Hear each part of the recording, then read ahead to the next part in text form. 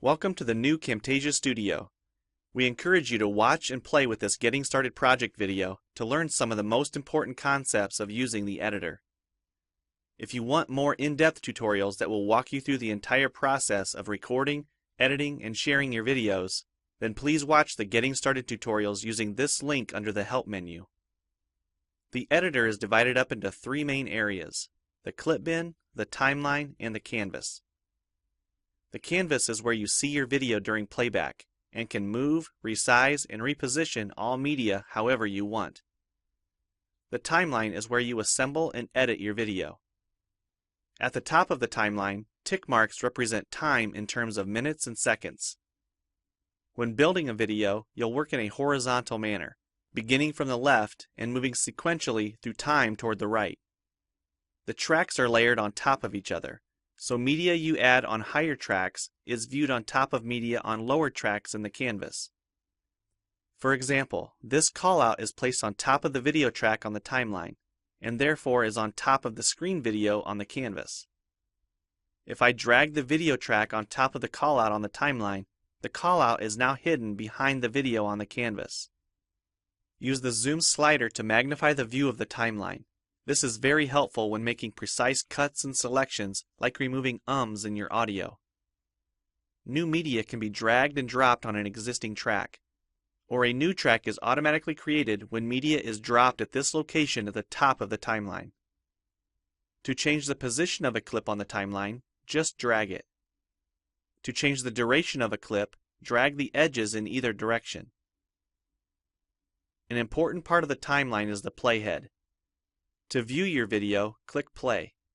Notice how the video and the timeline's playhead stay in sync.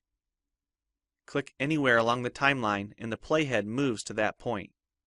To remove a portion of your video, make a selection with the green in point and red out point. Then click the cut button.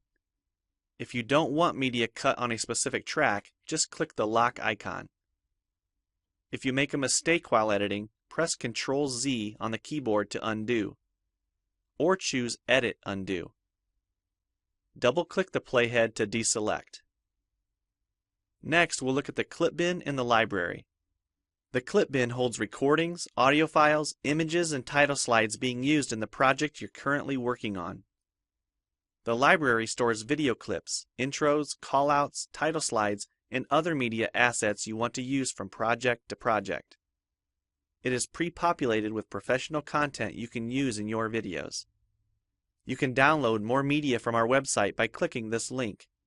You'll find a lot more music, callouts, and animated titles to use in your projects, and it's all free.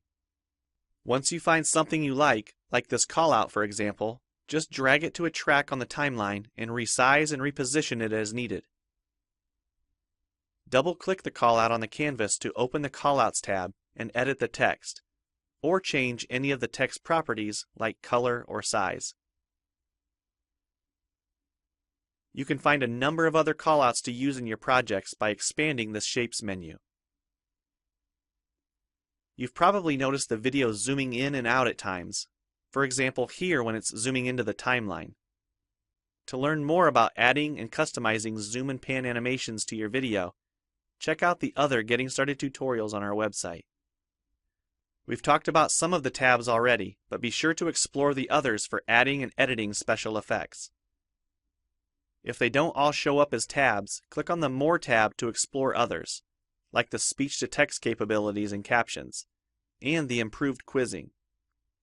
Also, transitions can now be dragged directly to the timeline and added on top of clips. So we've shown a few ways you can navigate and edit your video. But how do you get content into your video? To make a new screen recording, click the Record the Screen button. If you already have an audio or video recording you'd like to use, click the Import Media button. When you're done with your video project, you'll need to click the Produce and Share button to create a shareable video. Expand this menu to see a variety of presets. We have a new video player that plays back your MP4 video and includes other interactive features like table of contents, closed captions, quizzes, and even hotspots. These features are available when hosting your video on TechSmithScreencast.com or the video and player on your own web server.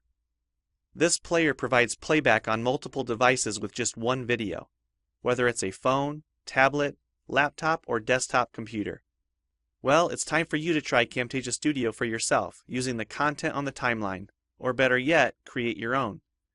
We have lots of free tutorials on our website, and I recommend you begin with the Getting Started series.